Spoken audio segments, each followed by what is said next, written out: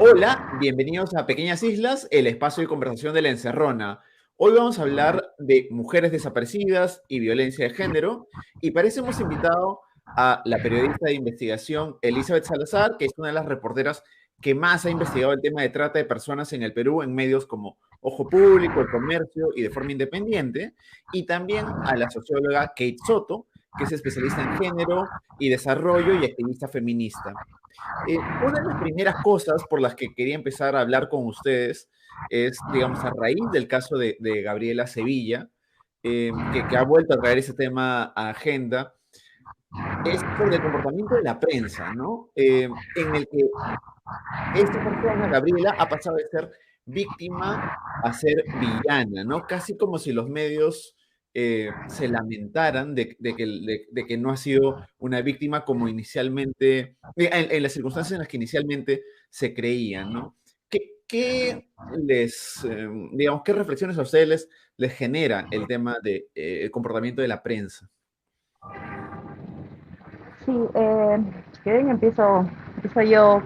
Aquí hay un problema que no solo es de ahora, hay un problema de falta de preparación ética y de responsabilidad periodística que hemos visto desde hace muchos años cuando se cubren temas de derechos humanos y sobre todo cuando hay una víctima de por medio.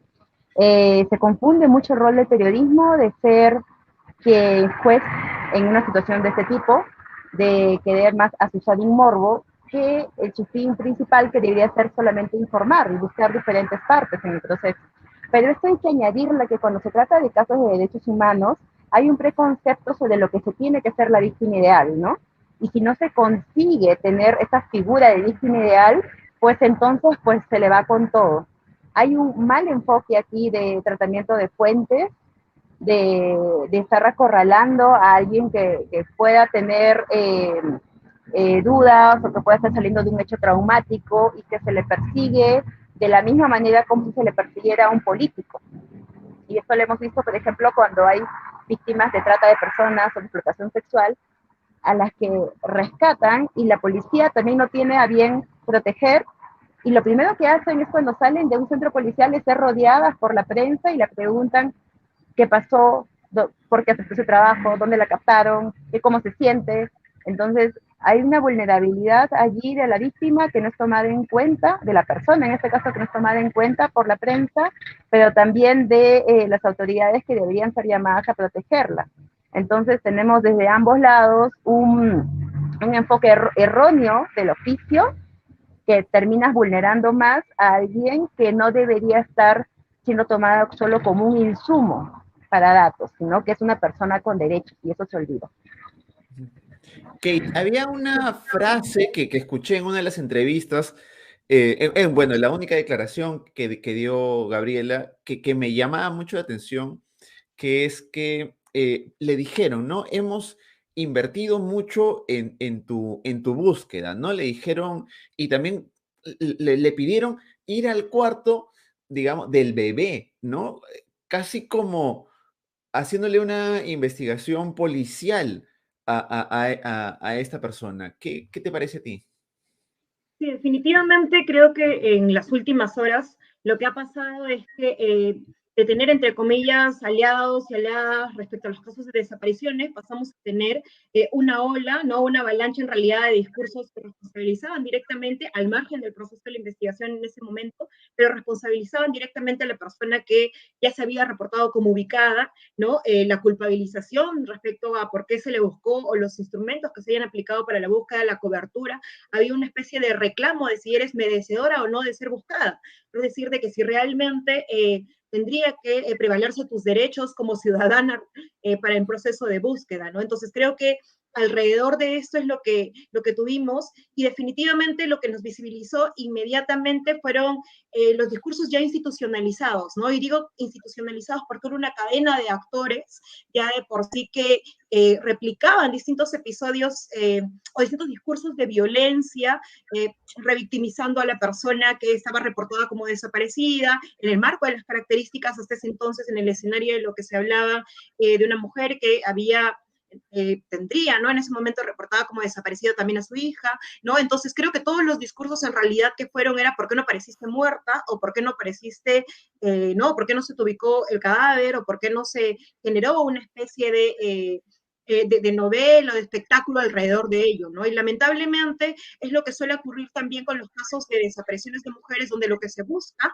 es en realidad el dolor para a partir de ello recién transmitir que hay una mujer que está haciendo, o una familia que está buscando a su hija, ¿no? Que está, entonces, a muchas de las familias de mujeres desaparecidas lo que suelen, ¿no? O lo que les suelen decir es que, ¿y no estás triste? O buscar entre preguntas, rebuscando dentro de sus vidas personales o hasta con juicios sobre la sexualidad de sus propias hijas para poder encontrar, ¿no? Para poder revictimizarlas, encontrar pedagogías de esto del dolor directamente también para decir si realmente son las víctimas perfectas respecto a un caso de desapariciones, ¿no? Y cuando hablo de víctimas perfectas, o de víctimas, perdón, no solamente me refiero a las personas reportadas como desaparecidas, sino también a toda la cadena que está detrás también buscándola, ¿no? Y en este caso hablamos directamente de las familias como víctimas indirectas, ¿no? Y es más, ya no solamente desde un marco, desde lo sexual, sino también desde un marco jurídico, porque ya tenemos reconocido las desapariciones por particulares como una forma de violencia en nuestro país a partir del 5 de abril de este año. Entonces creo que directamente también hablamos de los grupos, ¿no? De la familia, de cómo se ha venido abordando, es más, el marco estatal también de protección en un sentido de que los elementos, por ejemplo, del programa Aurora en un instante debieron también de acompañar, entendiéndolo como una víctima de violencia en el marco de la 3036-4, ¿no? Por lo menos hasta las primeras horas de lo que ya se había comprendido su ubicación. Es lo que debería pasar en realidad en un escenario, ¿no? Como estos, lamentablemente.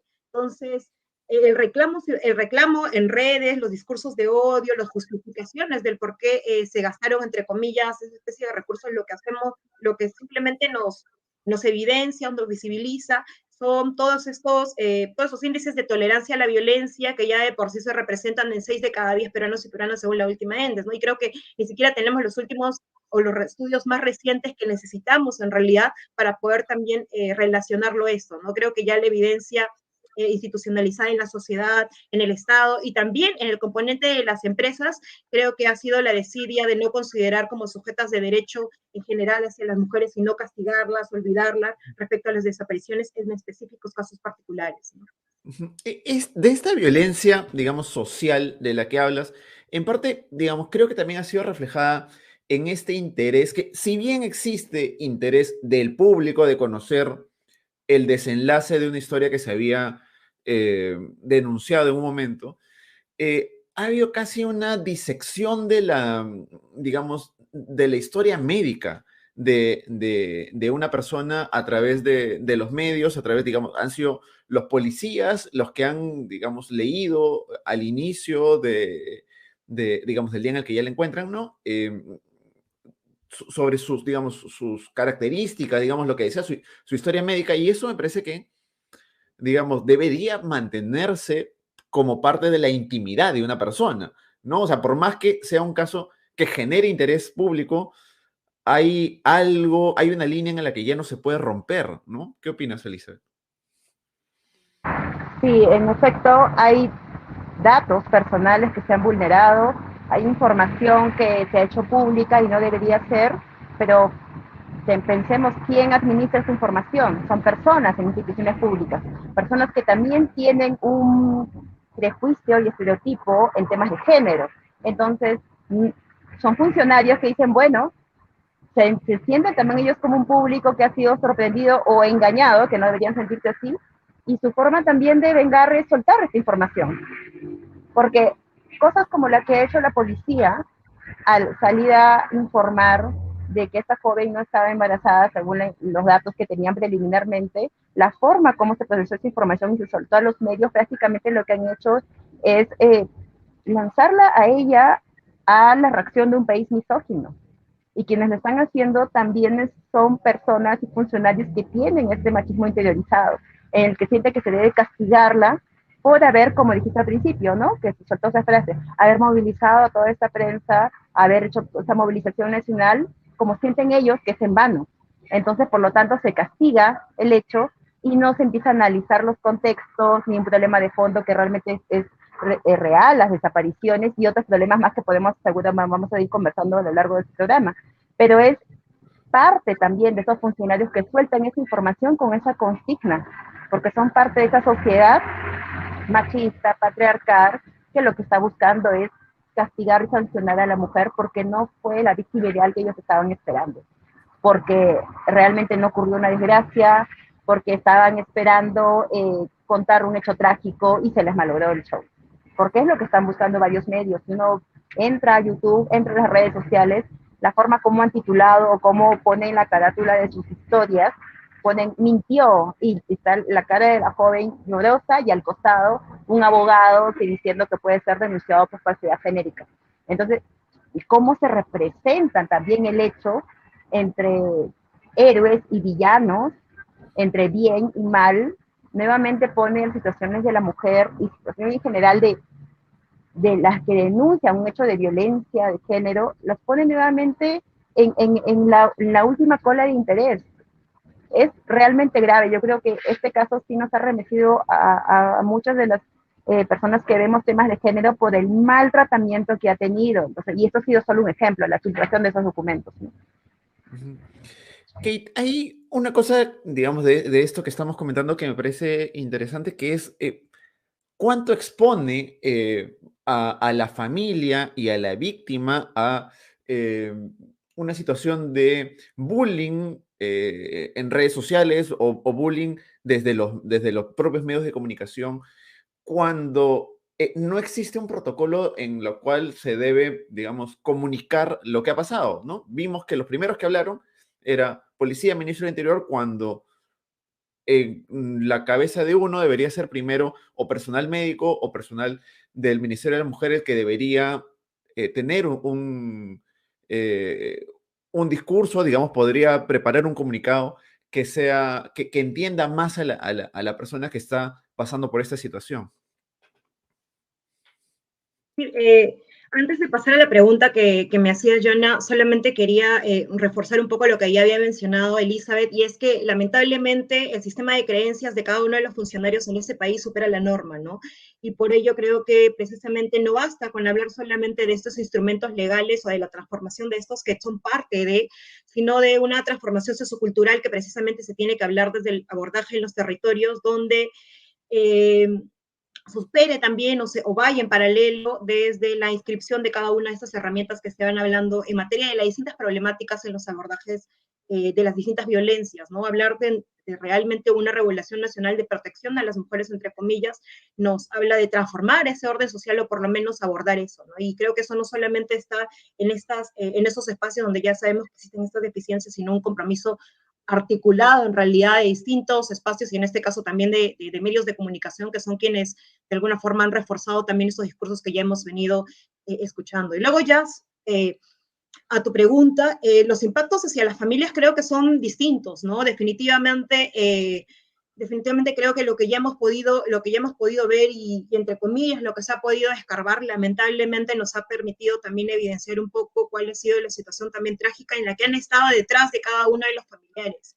Lo otro es que respecto a la información que se ha venido transmitiendo también de parte de algunas de las autoridades, nos ha demostrado lo que ya muchos de nosotros creo que incipientemente de alguna forma conocíamos o ya por sí se tenía como evidencia, y es la falta de articulación desde las distintas instancias del Estado, ¿no? Que creo que en los distintos niveles definitivamente, es más, para los procesos de búsqueda, no solamente cuando se hace mención a que el Ministerio del Interior es quien tiene en el marco de la rectoría de la 1428, ¿no? Ese decreto legislativo, tiene los primeros mecanismos para el proceso de búsqueda, pero sin embargo esto tiene una articulación también desde los distintos niveles, ¿no? Tanto hasta llegando a los gobiernos locales, por ejemplo, o en el caso de que se haya ubicado una mujer reportada como desaparecida en un hospital también con las unidades de difusión, desde los hospitales, los gobiernos regionales, quienes están a cargo de las direcciones regionales de salud, por ejemplo, ¿no? En distintos espacios del país. Entonces, esto claramente nos pone en evidencia y sobre todo porque tenemos un protocolo respecto a los casos de desapariciones donde habla de unidades de difusión, ¿no? Y cada una de las instancias que son unidades de difusión, en este caso los servicios territoriales, ¿no? Hablamos de los SEM, las comisarías, lamentablemente no han evidenciado una articulación al respecto, ¿no? Teníamos información desde otras autoridades o tomadores de decisión que mencionaban que ya había sido, no, que ya habría sido ubicada de con tales características, otra autoridad mencionaba otra cosa, y así teníamos una serie de discursos, de argumentos, ¿no? Donde ninguno de ellos nos daban en realidad la veracidad sobre lo que estaba sucediendo, y una conmoción de un país que empezaba a generar juicios a partir de estas lamentables menciones también que se hacían, ¿no? Entonces creo que lo que se ha evidenciado en realidad es esa estructura institucionalizada de las violencias hacia las mujeres específicamente, en un caso muy particular, muy complejo también entendido, pero que frente a cualquier caso de desaparición creo que lo que nos evidencia son los patrones que ya de por sí hemos venido siguiendo a lo largo de estos años. Digamos, en los últimos años han cambiado los protocolos respecto a la búsqueda, pero ¿qué tan efectivos se han hecho, no? O sea, me gustaría que me cuentes, digamos, que también, y también Elizabeth, sobre todo desde la mirada también de la trata de personas, ¿no? De las víctimas de trata de personas, eh, porque siempre lo que escuchamos por los testimonios de los familiares es que son los propios familiares los que en la práctica se hacen, digamos, se buscan los recursos para ellos mismos ser los que terminen encontrando las pistas para hallar a su familiar que ha sido víctima de desaparición o víctima de desaparición con fines de trata, ¿no? Me dice, ¿y inicio? Dale. Sí, respecto a los casos de desapariciones, primero mencionar desapariciones por particulares en este caso, porque creo que hay que diferenciar bastante las desapariciones forzadas con las desapariciones particulares, básicamente por el marco regional y como sabemos hay una disputa de discursos dentro de distintos espacios y tenemos que tenerlos claros. Entonces, las desapariciones por particulares crea su primera normativa en el 2003 con la ley 28022 y hasta ahí quedó, que fue la ley que crea el Registro Nacional de Información de Personas Desaparecidas, lo que conocemos como RENIPET. Y digo hasta ahí quedó porque no fue implementada sino hasta el 2020, cuando se anuncia el Sistema Nacional de Búsqueda. Entonces hablamos de más de una década de olvido respecto a los casos de desapariciones, y también específicamente en los casos, o los medios, ¿no? Para tener, por ejemplo, la ley Brunito, ¿no? Esta ley que sale en el 2011, no fue sino reglamentada hasta el 2018. Entonces, hablamos de 7 años, ¿no? 7 años donde han pasado una serie de funcionarios y funcionarias en el Estado, ¿no? Donde también, de hecho, hay que ver cuál ha sido el trabajo desde la sociedad civil en articulación, porque hay que ver todas las esferas y desde la autocrítica también de cómo se ha venido construyendo, y desde los medios de comunicación también cómo se han venido trabajando, ¿no? El abordaje desde las desapariciones, específicamente como un fenómeno particular, ¿no? Y yo entiendo también que definitivamente a inicios del 2000 recién creo que se cerraban, entre comillas se cerraban, porque hay muchos procesos abiertos todavía, los casos de desapariciones forzadas, ¿no? Que definitivamente es algo que también en el marco de las dictaduras que han sufrido, que se han vivido en la región, es algo que todavía no termina de complementarse en los procesos de reparación ni de justicia. Entonces, en esos años, respecto a desapariciones por particulares, no tuvimos ningún reglamento. A partir del 2018 recién se reglamentó esta norma y ese mismo año se deroga esa norma. Entonces, a los meses. Y para que se reglamente esa norma, tuvimos que estar también nuevamente todos en la esfera, dentro del caso de desapariciones tuvo que estar en la esfera de lo mediático para que pueda reglamentarse, porque tuvimos que pasar el caso de Jimenita, ¿no? Donde todas vimos lo horrendo que fue los sucesos que vivió esta niña, ¿no? Salir de una comisaría y todo lo evidente que estaba directamente porque estaba involucrado también, ¿no? O dentro del marco de las responsabilidades de la Policía Nacional, ¿no? Porque una niña que iba a un vacacional y de este vacacional sale de la comisaría y luego de ello, ¿no? Lo que vimos, ¿no? Que fue secuestrada de víctima de violencias y asesinada, ¿no? Entonces, ahí es donde recién tenemos la norma que se reglamenta, pero se deroga. ¿Por qué? Porque esta norma no complementaba a mujeres adultas. Hablábamos de la ley Brunito por el caso de un niño específico, ¿no? Un niño con habilidades especiales, un niño que lamentablemente ya vimos que lo que pasó, ¿no? Que murió en las rieles del tren y todo el suceso y lo trágico de la lucha también de su propia madre para poder encontrar en el proceso justicia.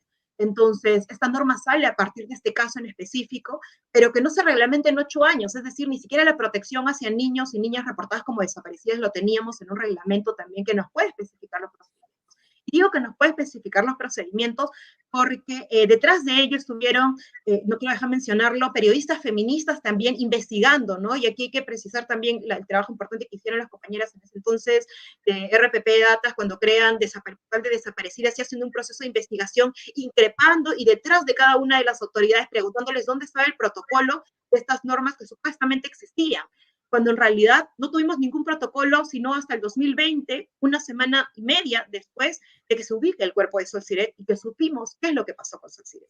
Entonces, creo que ya de por sí la narración que les voy dando de cómo se van dando cada uno de estos episodios era en el sentido de decir de que si encontramos realmente el cuerpo de una mujer muerta o encontramos, perdón, una mujer asesinada, ¿no? Si encontramos estos episodios donde hay dolor, hay revictimización y hay una serie de tragedias sobre sus propias vidas, recién se empiezan a activar algunos mecanismos o recién se empieza a correr a realizarlos. Entonces, el protocolo que tenemos ahora también es bastante tiene, ¿no? Creo que tiene bastantes debilidades que tendrían que ser fortalecidas, si bien ha sido un avance también de todos estos años del mismo movimiento de mujeres, del mismo movimiento feminista y la articulación desde las madres de mujeres desaparecidas que han venido en el proceso de búsqueda, aún tenemos un protocolo que yo podría, si en pocas palabras me dicen que describe el protocolo, es un protocolo pensado en Lima. Es un protocolo bastante urbano, es un protocolo donde en la misma nota de alerta no te describe la lengua originaria de la persona que fue reportada como desaparecida, ¿no? Entonces, algo sumamente importante que es parte de las características del proceso de búsqueda, ¿no? Si un policía en territorio está buscándola, si no reconoce su lengua, ¿no? Su lengua originaria, si es una mujer aymara, si es una mujer ayánica, ¿no? Entonces, es más, los servicios, y ahí es donde hablamos de que los servicios no están hechos para todas las mujeres, ¿no? Entonces, ¿para qué tipo de mujeres están hechos algunos de los servicios, en este caso respecto a las desapariciones de mujeres, ¿no? Creo que podría mencionar una serie de falencias respecto específicamente al protocolo, ¿no? Por ejemplo, cuando son reportadas como desaparecidas mujeres madres, tampoco está registrado el número de hijos que ellas haya tenido y cuando sabemos que son niños o niñas en situación de abandono, y en este caso, ¿no? O que probablemente estén, ¿no? Con el núcleo más extenso, que en este caso sean los abuelos o abuelas, como en el caso de Sol Siret, ¿no? Que fueron los abuelos quienes se tuvieron que durante 4 años solos ver cómo, ¿no? Estaban detrás de la búsqueda de su hija, ¿no? Buscándola, pero también sosteniendo a sus nietos, entonces a su nieta y a su nieto. Entonces, creo que nos faltan muchas cosas y precisamente en este año, el 6 de mayo, ¿no? Mediante el impulso y la articulación también se logró que tengamos la comisión multisectorial para el fortalecimiento del sistema de búsqueda. Entonces creo que nuestros ojos deberían de estar ahí. ¿Por qué? Porque esta comisión lo que tiene que hacer es fortalecer el sistema de búsqueda precisamente y hacer que se implemente realmente. No tenemos un SISMATE, no tenemos un sistema de mensajería de alerta temprana que nos llegue en los teléfonos celulares. Lo único que tuvimos fue cuando se anunció en el 2020, ¿no? En la gestión de Vizcarra, la difusión, ¿no? La implementación del sistema de búsqueda fueron mensajes de textos donde nos avisaban cuándo había sido, ¿no? Que teníamos que llamar a la línea 114, pero nada más, no tenemos el SISMATE, tenemos un registro donde no nos especificas variables, no sabemos cuántas mujeres, ¿no? Como mencionaba, cuántas mujeres indígenas son reportadas como desaparecidas, no tenemos las divisiones por zonas urbanas o zonas rurales, tenemos un número duro nada más de 7,000 denuncias, ¿no? Y creo que hay varias, tendríamos que desglosar el mismo protocolo y encontrando cada una de las debilidades o cada una de las interconexiones que lamentablemente no se aplican y no contienen los enfoques sumamente necesarios, ¿no? Yo creo que más allá de hablar del enfoque de género, el enfoque de derechos humanos es un enfoque interseccional, donde hablemos también del enfoque de interculturalidad, donde hablemos de la interseccionalidad de violencias que viven las mujeres, que tienen que estar plasmados también en el protocolo, porque buscamos a cada una de las personas con características particulares y vivencias particulares. Entonces, claro, las desapariciones de mujeres tienen que ser tocadas, discúlpenme yo no solamente para que te corte, tienen que ser tocadas desde los regímenes de violencia de cada uno de los territorios. En México ya se vienen construyendo metodologías participativas desde los territorios porque existen distintas formas de violencia. Y solo con un ejemplo, en Tacna, por ejemplo, ya vimos la red, ¿no? De trata probablemente que esté conectada con sistemas de Estado en el sentido policial, ¿no? Con el caso Judith Machaca, probablemente, ¿no? Entonces creo que hay algunos casos que están más cercanos, los casos de Ica que a nosotras nos han reportado, hablamos de trata no solamente para fines de explotación sexual, sino para fines de explotación laboral, y creo que ya sabemos cuáles son los núcleos, por ejemplo, de sistemas de explotación que existen en Ica, ¿no? Los trabajadores agropecuarios nos los han demostrado también cuando hablan muchos de ellos que a veces les retienen el teléfono celular, ¿no? O cuánto tiempo pasan en algunos espacios. Entonces, son una serie de problemáticas que necesitan ser abordadas de formas diferenciadas en este protocolo y que deberían de contenerlos, pero que lamentablemente no se tienen. Claro. A mí, muchas gracias por, digamos, yo creo que tu respuesta ha sido bastante completa, amplia. Me gustaría tener también el punto de vista de Elizabeth sobre estas dificultades en el protocolo desde su experiencia como periodista, ¿no?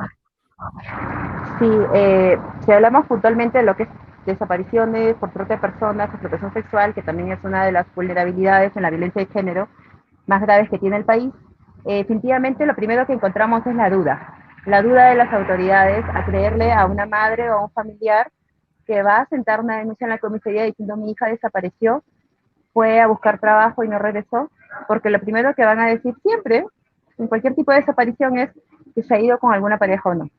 Cuando empiezan a atarse un poco más los cabos y ven que hay posibilidades de que haya sido captada por una red de trata, viene la otra excusa. No tenemos recursos para buscarlo, no podemos ir a esta zona porque es muy peligrosa, o si ya cayó en estas redes, pues señora, prácticamente déla por perdida porque no va a volver. Lo que hemos visto en este tipo de historias es que los propios padres, como en muchos casos de desapariciones, son los que asumen ese trabajo. La labor policial no solamente le están pagando en principio el combustible al policía para que los acompañe a hacer unas rondas, sino que ellos también asumen la labor de investigadores, que hemos visto en zonas de Cusco, en Madre de Dios, altamente peligrosas por esa mezcla que hay de trata de personas, pero también de organizaciones criminales vinculadas al narcotráfico y al lavado de oro, donde incluso han asesinado a personas, a víctimas de trata. Entonces, a este año se han reportado asesinatos de mujeres migrantes venezolanas que estaban en redes de trata. Cuando uno va a escarbar con la policía, la información oficial, y dicen, las tienen clasificadas como prostitución, no como víctimas de trata. No hay una recreación ni una investigación para saber cómo llegaron estas mujeres primero a Madre de Dios, a Cusco. ¿Por qué terminaron siendo asesinadas por ahí? Allí, entraron por la frontera, bajo qué condiciones, quién las captó. Todas estas preguntas no se hacen las autoridades, simplemente se determina que estaban en situación de, como ellos dicen, prostitución. Se saca por completo el tema de voluntad o de coacción en las variables. Entonces tú terminas teniendo no solo estadísticas falseadas, sino también una, digamos, reforzamiento del prejuicio y del estereotipo sobre este tipo de desapariciones.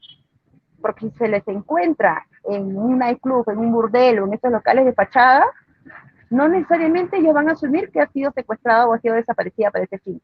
Y eso es lo más duro, sobre todo, incido, si son migrantes venezolanas, porque acá hay un factor adicional de la hipersexualización que se les está dando a estas mujeres, señalando de que, bueno, si están allí es porque ellas quieren, porque quieren vender su cuerpo, porque es su manera de mantenerse. Entonces, si tienes todo un esquema de machismo, prejuicios, estereotipos, que en el caso de desapariciones que terminan en trato y en explotación sexual, terminan invisibilizando más a la víctima y terminas teniendo una madre o un padre que lucha más solo que en cualquier otra circunstancia por tratar de buscar o no a su hija, a su familiar. Las autoridades lo que hacen es, cuando llegan a tener algún tipo de información y de repente el caso llega a fiscalía, es dar la carga de la prueba a la víctima. Si la víctima no declara, si la víctima no dice quién la captó, cómo, dónde, cuánto tiempo estuvo, no describe el lugar, no da nombres, entonces el caso no se puede abrir. Y es muy duro y lamentablemente a veces he chocado con algunas fiscales que pueden tener muy buenas intenciones y mucha capacitación en derechos humanos, pero que por cómo está constituido el sistema de investigación, el débil sistema de investigación, hacen que ellas dependan de todo lo que declare la víctima para poder armar su caso y que tengan que retenerlas como una semana en un ambiente protegido para que poder sacar toda la información que puedan. Y luego lo que hacen pues es derivarlos a otras instancias del Estado que las devuelven a su lugar de origen sin mayor soporte psicológico, sin mayor soporte social, sin soporte económico ni educativo, es decir, las devuelven en peor vulnerabilidad a los lugares donde las captaron. Pero básicamente lo que querían es sacar información para tener un expediente fiscal y tratar de avanzar el caso. La instrumentalización de las víctimas, incluso de las rescatadas, nuevamente lo que hace es develar el cero investigación de oficio que tienen las autoridades y que lo hemos visto también aquí en el caso de Gabriela. Todo lo poco que salía a decir la policía era lo que la familia les había podido contar. Entonces, no hay investigación, no hay labor de inteligencia. Ahora, una cosa que tú, Elizabeth, has comentado hace un rato que me parece interesante traer a colación ahora es esta característica de la víctima ideal, ¿no? O sea, a todo esto estamos hablando, digamos, un poco también de trata de personas porque una de las hipótesis iniciales que señaló el Ministerio de la Mujer es que Gabriela había sido secuestrada con fines de caer en una red de trata de personas, ¿no? Pero cuando hablamos de la víctima ideal, digamos, nos hemos topado con casos en los cuales la policía o la fiscalía no investiga porque una persona que inicialmente cayó como parte de una red de trata de personas, en algún momento ha pasado también a formar parte del eslabón de la trata, ¿no? O sea, ha pasado a ser, digamos, ya no es la que está en el último peldaño, sino un poquito más y tiene a otras personas por debajo, ¿no? Y eso también genera dificultades en la investigación. Sí, cuando hablamos de víctima ideal, es este concepto que se tiene de una víctima llorosa, vulnerable, débil, que como en las películas, que cuando ingresa a la policía va a encontrar a alguien que está, perdonen el ruido de fondo, No, que no te está preocupes. buscando Sí. ayuda, que está llorando, pidiendo que la rescaten y la saquen de ahí, y es una mujer o una niña encadenada. Entonces, eso no existe básicamente en la trata. Es muy raras ocasiones vamos a encontrar un perfil así. Encontramos personas víctimas traumatizadas a tal punto que consideran que la situación en la que se encuentran es la mejor para ellos, porque la vulnerabilidad con la que fueron captadas es psicológica y social desde mucho antes, incluso desde que estuvieran en esta situación de explotación. Víctima ideal, se han confrontado, por ejemplo, policías o fiscales que encontraban a alguien que no lloraba. Y no sé si han visto los comentarios en redes sociales ahora en el caso de Gabriela, dicen, bueno, ni siquiera lágrimas le salían cuando intentaba defenderse, es lo que dice la Y es gente que más, comenta en la... Y es más, uno de los periodistas que habló con ella dijo algo así como que no estaba tan mal, ¿no? Un comentario en ese sentido después de haber conversado con ella, lo cual refuerza este estereotipo, ¿no? Es un estereotipo y no es la realidad. Yo he conversado con víctimas de trata, niñas, una vez de una niña de 13 años que había sido captada por la pareja de su mamá. Como ella se llevaba mal con la mamá, había discusiones como todo adolescente, esta pareja de su madre empieza a decirle, yo soy tu papá, yo soy tu padrastro bueno, yo no te voy a tratar mal, hay que fugarnos, y se la lleva y la termina sometiendo a centros de prostitución en 3 regiones de Lima, donde él era el dueño. En una de estas llega a Los Olivos y uno de los explotadores, que eran clientes de la prostitución, se termina, dice, enamorando de ella y paga para llevársela. Y cuando llegan a la casa y ella creía que era su pareja, insisto, ella 13 años y este hombre que la compró, tenía como 39 años, el amigo de él intenta abusar de la niña. Y lo que hace este hombre que la compra dice, seguro tú te ofreciste, porque yo te conocí así. Entonces ella se enoja, se escapa de la casa y va a la comisaría ella misma a denunciar, no que fue víctima de trata, no que la explotaron, no que su padrastro la vendió, fue denunciar a su pareja, porque ella creía que era su pareja, por agresión física. Y cuando llega a la comisaría, en Los Olivos le empiezan a escarbar y hacerle más preguntas y se dan cuenta que tienen ante sí un caso de trata. Pero esta niña no tenía idea de lo que le estaba pasando, no lo sentía así, no lo vivía así. Y luego viene el rescate y cuando yo la encuentro en un albergue de la policía, converso con ella, me dice, ella estaba muy molesta de que la tuvieran en el albergue porque ella quería ser libre, se sentía prisionera. Ella estaba conversando con las otras chicas albergadas que estaban por temas de situación de abandono y pobreza, no por trata, y le decía, yo le estoy convenciendo para escaparnos, este lugar no es bueno para nosotras, yo me quiero ir de aquí y quiero regresar a mi Trujillo, porque ella es de Trujillo, y voy a abrir un prostíbulo, pero ahora yo voy a ser la dueña, porque ya no me van a mandar a mí. Entonces tienes una niña de 13 años que te responde así, entonces definitivamente no va a encajar con este perfil de víctima ideal que todos esperaban, una niña llorosa diciendo rescátame, sácame de aquí, estoy siendo víctima de trata. Hay muchas variables sociales y psicológicas en toda persona que ha sido sometida a un nivel de estrés y de maltrato tan grande. Entonces, si como periodistas, como autoridades, como sociedad no lo tenemos en cuenta, vamos a tener situaciones como las que estamos viendo de bullying, de clase y cosas peores que podrían ocurrir, ¿no? Porque no somos jueces, esto no es un show, hemos vuelto a estos del siglo de que mataban a alguien en una plaza pública y todos salían a presenciar la guillotina, ¿no? Tenemos que ponerle un alto a esto, tenemos que como sociedad cambiar estos patrones. Lo que estamos viendo esta semana es un gran ejemplo de eso, ¿no? Kate, ¿cuánto afecta en la búsqueda de justicia, en los operadores de justicia, todas estas nociones previas que hay, estas, digamos, imágenes sobre la víctima ideal, sobre cómo tiene que ser, cómo tiene que reaccionar una mujer ante una situación de, digamos, de peligro? Eh, Tú decías hace un rato que a veces las creencias, las personas estaban por encima del... estoy quizás usando no las palabras exactas, pero las creencias de personas están por encima del método de investigación que realizan, ¿no? Eh, sí, lamentablemente lo que vemos, ¿no? Como te mencionaba, con estas normativas o con estos instrumentos que ya de por sí se han dado, es que no hay un desconocimiento, hay una falta de promoción también de la misma. Creo que hay que enfocarnos en eso también, en cómo esto se aterriza más allá de las altas esferas, en un sentido, altas esferas lo digo porque el sistema jerárquico, y así es, ¿no? Así es estructurado. Entonces, cómo se aterriza directamente hacia quienes recepcionan la ciudadanía y donde uno tiene el sentido de institucionalidad, ¿no? O de acceso al Estado, entre comillas. O sea, cuando una ciudadana o un ciudadano tiene una cercanía con esas instituciones, creo que ya de por sí no solamente el Actinobarómetro con sus presencias de estadísticas, sino, entre otros, también las desconfianzas en nuestras instituciones son sumamente altas, ¿no? Entonces, esta desconfianza tiene un engranaje directamente con la norma escrita, ¿no? Que muchas veces no están condicionadas o no están trabajadas con la ciudadanía, que es lo ideal y es el abordaje en políticas públicas de lo que se debería trabajar, pero que también, que luego vemos cuando ya se aterriza hacia la policía, que es quien debería de ejecutarlo directamente junto con la ciudadanía, ¿no? Cuando vas a realizar la denuncia o cuando vas a solicitar apoyo frente a un episodio en el que no tienes ni la menor idea de qué es lo que vas a hacer porque tu hija está reportada como desaparecida,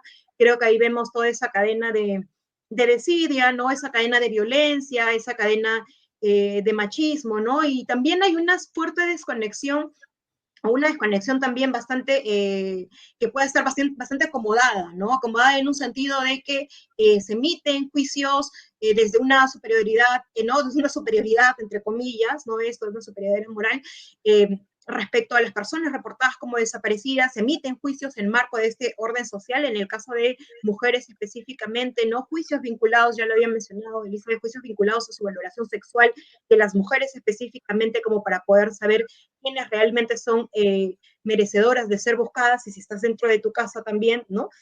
Pero también hay esa desconexión que se asocia hacia afuera con las acciones hacia adelante, ¿no? Las acciones hacia adelante es muy bien, ¿qué es lo que se está haciendo para generar este marco de protección hacia las niñas, hacia los adolescentes?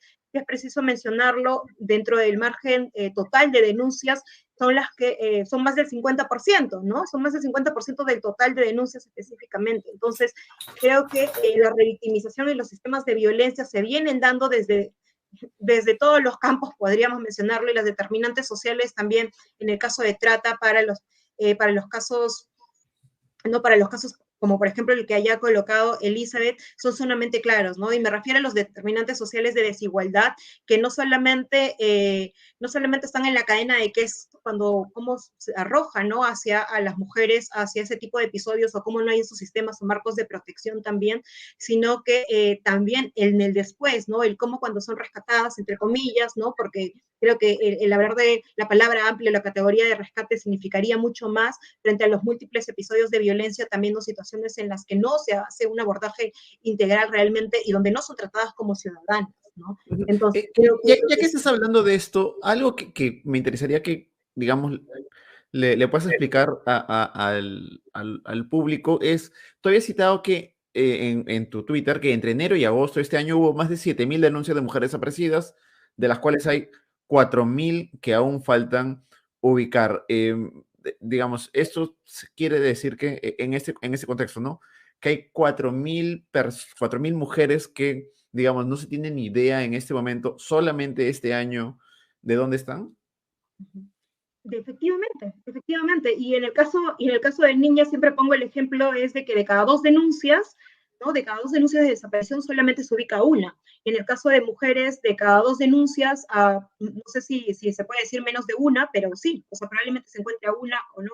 Entonces, porque hablamos menos del 40% de quienes han sido ubicadas, ¿no? Entonces, y donde hablamos de que las principales regiones, ¿no? Donde se reportan mayores desapariciones es Lima, ¿no? Entendiendo no solamente por su densidad demográfica, sino también hay que entender el reconocimiento de derechos, ¿no? Es decir, de que soy una ciudadana que tiene que acceder hacia estos servicios, ¿no? El conocimiento de la información, el tiempo, de cuánto pasa, ¿no? Creo que ha quedado mucho inquistado ese tiempo de que tenemos que esperar tantas horas, tanto tiempo, ¿no? Porque es la pedagogía que recibían las familias cuando iban a denunciar. No existía ni un protocolo, ¿no? Entonces, porque cada comisaría se invitaba a su propio protocolo. Entonces, definitivamente esta cifra, si bien ha sido fuerte, creo que más allá de hablar de estos números, hay que hablar de estas 4.000 familias, ¿no? Más allá de decir, hay más de 4.000 mujeres en Duro, son 4.000 familias que todos los días están buscando a sus hijas, a sus madres y a sus hermanas, ¿no? Y solamente para colocar este vacío que necesita ser observado también desde qué es lo que pasó en la pandemia, es decir, en el 2020 y 2021, por ejemplo, yo siempre colocaba este ejemplo del mes de abril, ¿no? De reportes. La comparación del mes de abril del 2020 y del 2021 es abrumadora. En abril solamente ante la Fiscalía se habría registrado una denuncia de desaparición, de trata, y en el 2021 hablamos de más de 190. Entonces, hay una variación inmensa respecto al acceso a servicios, ¿no? Respecto al reconocimiento para hacer denuncia a los operativos, y entre otros canales que ya supimos que no funcionaron, y medios que no funcionaron, pero que sí lo que hicieron fue seguir generando esos canales de reforzamiento de la impunidad, ¿no? Claramente. Y creo que la gente que está en territorio, quienes estamos, o es más, la gente que sigue trabajando también desde las instituciones, tanto como la sociedad civil, sabe perfectamente cuáles son los lugares donde implican mayores riesgos, porque dentro de su cotidianidad lo viven, ¿no? Y creo que eso es algo que no se está observando y que no se está trabajando desde ese marco, ¿no? Desde el territorio propiamente, para poder generar, por lo menos, sé que el camino a la prevención implica muchos más mecanismos articulados no solamente desde los niveles, sino otras estrategias y otras miradas, pero sí, por lo menos, para poder atender en el marco de los casos de desapariciones que están implicados a una serie de violencias, ¿no? Como ya lo he mencionado, la trata en sus distintas modalidades, pero también la violencia sexual directamente, ¿no? O sea, es más, hay muchos adolescentes que son entre comillas, enamoradas, ¿no? Por otros sujetos que probablemente les duplican la edad y hacen una vida, o entre comillas, hacen una vida, ¿no? Se las llevan a otros espacios, o secuestradas de sus propios, extraídas de sus hogares, o manipuladas para que puedan, ¿no? Para que puedan abandonar sus propias casas, ¿no? Y no solamente las mujeres desaparecen cuando ponen un pie en la calle, ¿no? Porque ese es el discurso, de que quieren dentro de casa, sino que a las mujeres también las desaparecen dentro de sus propias casas, y creo que los casos ejemplares ya los vimos también en la pandemia, cuando una mujer fue encontrada enterrada dentro de su propia casa y las señoras del comedor fueron quienes realizaron la denuncia. Entonces, creo que estos núcleos de comunidad son finalmente los que terminan o salvando a algunas mujeres o ubicándolas, ¿no? Generando. Yo siempre menciono que las familias de mujeres desaparecidas, las únicas herramientas con las que cuentan son sus pies para recorrer el mundo, para recorrer el país en distintos espacios, y el claro ejemplo es la señora Irene, mamá de Aime Pillaca, ¿no? También una deportista, boxeadora calificada, reportada como desaparecida, ¿no? Que era una trabajadora, también su mamá trabajaba en Gamarra, en distintos espacios, y que luego como ella fue engañada y llevada a Madre de Dios para trabajar también allá, y su mamá recurrentemente cada cierto tiempo va a Madre de Dios, va hacia La Pampa a buscar a su propia hija, porque es el único medio que ella encuentra frente a tantos años de búsqueda. Hablamos desde el 2016, 6 años. Es más, Aime tenía una niña. ¿Cuál es el marco de protección hacia la pequeña, no, a la hija de Aime? Ninguno, porque para tener, por ejemplo, la pensión, no necesitas calificar como el delito de feminicidio, o por lo menos se tiene que haber generado no el proceso en el caso de feminicidio. Pero en este caso hablamos de una madre que está buscando a su hija, que el caso en primeras lo archivaron, y que después de eso solamente tiene, como mencionaba, sus pies para poder recorrer el país, y los volantes que puede encontrar bajo sus propios mecanismos y sus propias búsquedas. Entonces creo que hay es sumamente importante en realidad que se armen unas direcciones mucho más grandes para poder abordar el tema el fenómeno, entre comillas, de desapariciones que implica una serie de violencias que ya las hemos venido evidenciando con este y entre otros casos más, ¿no? Y sobre todo también preguntarnos qué ha pasado con aquellas mujeres que no están en el registro, Yona, porque si entramos al registro, a RENIPED, tenemos solamente los datos del 2018 en adelante, ¿no? Y es más, cuando publicaron el protocolo en el 2020, dijeron que el registro se iba a implementar, el registro se iba a ir, los datos se iban a ir colocando poco a poco, ¿no? Progresivamente. Han pasado 2 años y hasta el día de hoy no sabemos cuántas mujeres han sido reportadas como desaparecidas durante durante los años anteriores, o por lo menos desde que se tuvo la norma a inicios del 2000 hasta el día de hoy. Entonces, no solamente contamos feminicidios, entre comillas, ¿no? Familias que vieron, ¿no? Y que tienen a sus hijas que fueron asesinadas, sino que también hablamos de mujeres reportadas como desaparecidas, de miles, donde probablemente dentro de estas cifras estén ocultas una serie de violencias y también de casos de feminicidios y de violencias vinculadas y sobre todo hacia niñas y adolescentes.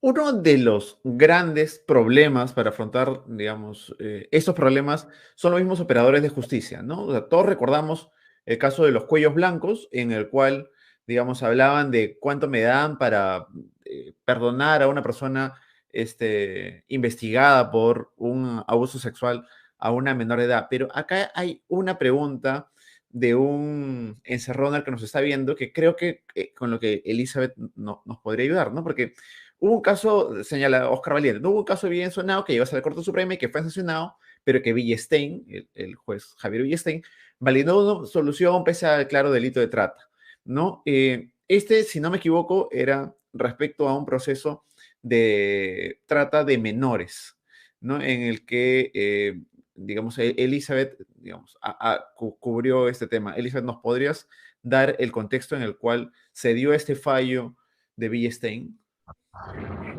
Sí, esto fue particular porque era el caso de una menor de 14 años que había sido captada para vender cerveza en un bar de Madre de Dios. Y aquí en debate, lo que los jueces, la sala que dirigió en ese momento Javier Villestein, no consideraban que eso era una explotación, primero laboral, porque no extenuaba, decía que vender cerveza en un bar de Madre de Dios en horas de la noche para una niña de 14 años no era una labor extenuante, no agotaba sus fuerzas de manera literal, eso decía el documento, y que por lo tanto no era una situación de explotación laboral. Tampoco consideraron que era un tema de explotación sexual porque no tenían el concepto de que se está instrumentalizando el cuerpo de una menor para poder atraer a clientes que compren cerveza en un bar, tiene luego otras finalidades como la explotación sexual. Ellos se centraron en que si la menor había sufrido algún tipo de violencia sexual directa, una violación o no. Y como para ellos eso no ocurrió, por un informe médico legista, entonces las otras vulneraciones que también son violencia sexual y laboral no existieron. Entonces lo que hicieron fue dejar libre a la tratante, que era en ese entonces la administradora del local. Y fue preocupante porque este fallo iba a dejar como, si bien no era vinculante, podría ser usado como referente para otro tipo de sentencias posteriores. Se hizo por eso todo un movimiento a través de las organizaciones civiles, hubo protestas, hubo rectificaciones en ese sentido, y ya ha habido acuerdos plenarios respecto a indicar qué cosas sí es el tema de explotación laboral y cuando sexual, más allá de que se pueda aplicar o no en los sistemas de justicia. Hemos visto sentencias posteriores también de Madre de Dios, donde seguían replicando este fallo cuestionado de Javier Villestein, hasta el año 2020 y 2021 lo he seguido viendo. Entonces, eso es una preocupación porque una mala interpretación o una interpretación antojadiza de la norma va a permitir que se genere como una secuela al momento de tratar de buscar justicia, y obviamente siempre en perjuicio de las víctimas. Creo que hay un tema que es, digamos, si bien hay fiscales que han seguido, digamos, capacitación y un proceso para abordar mejor estos casos, del lado del Poder Judicial no hay algo equiparable, ¿no? Sí, hay una gran diferencia. El tema de fiscalía tiene fiscalías especializadas en trata de personas, pues son las regiones más álgidas, no son suficientes, no tienen suficientes recursos ni personal, pero tienen la especialización y capacitaciones continuas al respecto. Hay fiscales que han hecho muy buenos trabajos en ese sentido, pero en el Poder Judicial no tienen un par, no tienen alguien equiparable con quien trabajar en equipo. Que lo mismo puede pasar con la policía. Tenemos una división de trata de personas, sí, que opera en Lima y de aquí se mueven a ciertas regiones, pero a nivel regional no hay esta preparación, ni inversión, ni capacitación, hay una alta rotación. Entonces lo que tenemos teniendo es un sistema de justicia desarticulado, donde una autoridad va a contradecir a la otra. Y en temas de desapariciones, de vulneración de derechos, en general de todo lo que es explotación y trata, necesitamos un estándar único de justicia, que no esté pesado o que no venza más lo que es un prejuicio, un estereotipo, sino la norma, sino la ley. Y esto es muy difícil de lograr, que no sé si es un tema solo porque se trata de derechos humanos o porque hay mujeres en el medio, ¿no? Que las víctimas son mujeres. Si fueran hombres, las víctimas no sé si tendría la misma pasividad de reacción como lo que estamos viendo ahora, ¿no? Kate, ¿quieres decir algo más sobre esto para ya cerrar? Sí, solamente para complementar la última frase de Elizabeth, es algo que se evidenció precisamente en investigaciones sobre, sabemos, ¿no? Los casos de desaparición, no podríamos compararlos porque existe otro régimen de violencia en México, ¿no? Donde tenemos más cifras de desapariciones allá, ¿no? Se tiene una cifra de desapariciones de hombres, pero que en los casos particular del estudio de desapariciones de mujeres, ¿no? Lo que se ubicó es que esas deficiencias esas deficiencias, situaciones de qué es lo que estaba pasando para investigar los casos de desapariciones de mujeres allá, lo que identificaban era eso, ¿no? Que en realidad la primera deficiencia se encontraba cuando registraban las familias la denuncia, y es decir, que desde donde se parte en el acceso al Estado, nada más, o en el acceso hacia un servicio, ya de por sí toda la cadena de las siguientes investigaciones se desvirtuaban, ¿no? Y precisamente, ¿por qué? Porque hablaban de investigaciones respecto a dónde estaban aquellas mujeres, qué estaban haciendo, ¿no? Y qué es lo primero que se vienen a preguntar, o es lo primero que se viene a la mente, lamentablemente, desde estos sectores, ¿no? Específicamente. Entonces, creo que lo que es necesario y es sumamente importante es cómo se empieza a trabajar o esta conexión desde el tema de las violencias que viven las mujeres conectado con la seguridad ciudadana, ¿no? Y que creo que es algo que hasta el día de hoy no se termina de conectar, más allá de una demanda, más allá de que, ¿no? Que tengamos de por sí ya compañeras teniendo todos los esfuerzos en distintos espacios, ¿no? No solo desde la sociedad civil, sino también algunas incidiendo, tratando de mover voluntades desde el sector público, sino que es aún así, quienes están a cargo específicamente de estos sectores de seguridad, lamentablemente siguen teniendo estos mismos preconceptos de violencias, ¿no? Perdón, estos mismos preconceptos que replican las violencias institucionalizadas. Entonces, creo que la respuesta del decir de que por qué este abordaje de esta problemática sigue siendo tan deficiente o tan lamentablemente ineficaz para poder seguir teniendo estas cifras, nos da el claro ejemplo en que hablamos específicamente de mujeres y cuál es el orden social, ¿no? Hacia ellas, dónde tenemos que estar ubicadas específicamente y por qué no estuvimos en ese espacio, ¿no? ¿Por qué nos desaparecimos? Siempre es la pregunta que le podrían, me imagino que si una mamá no va a denunciar, lo que le podrían preguntar a la misma desaparecida que no está es ¿por qué te desapareciste? ¿No? ¿O dónde estás? Búscate sola. O cuáles son tus características para saber si realmente tenemos que buscarte o no en este país. Es lo que termina pasando. Yo le quiero agradecer a las dos, a Elizabeth y Kate, por el tiempo que nos han dado para que quede claro que este es un problema que, más allá de un caso particular, es un problema que existe, que afecta a las mujeres peruanas y creo que es importante abordarlo. Muchísimas gracias a ustedes dos. Yo solo quería dar un pequeño comentario, que este tipo de situaciones que ha ocurrido esta semana, como en el caso de Gabriela, debería permitir debates como los que estamos teniendo ahora, ¿no? Los temas de fondo, desapariciones, violencia de género, no personalizar los casos, ¿no? Como hemos visto otros medios. Y me da mucha pena que este caso vaya a tener mucha más reacción en la sociedad que situaciones como un congresista violador o una violación en manada de una niña de 11 años. Entonces, hay algo que cambiar ahí en nuestro enfoque. Claro que sí. Muchísimas gracias, Elizabeth y Kate. Con ustedes será hasta la siguiente edición de Pequeñas Islas. Chao. Gracias.